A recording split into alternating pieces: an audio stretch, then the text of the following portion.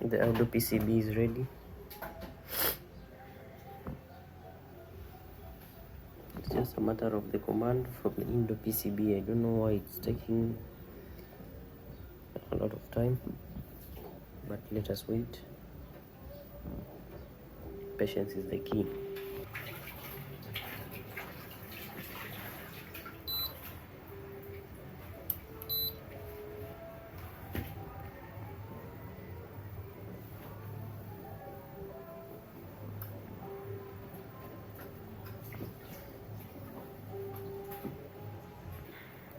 Okay, it should have started already.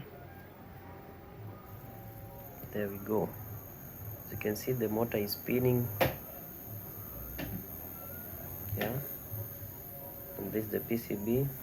The motor is spinning, so everything is okay. So this board was repaired successful. Sasa ni kupata do from the client. The motor is spinning very perfectly. Yeah, nice.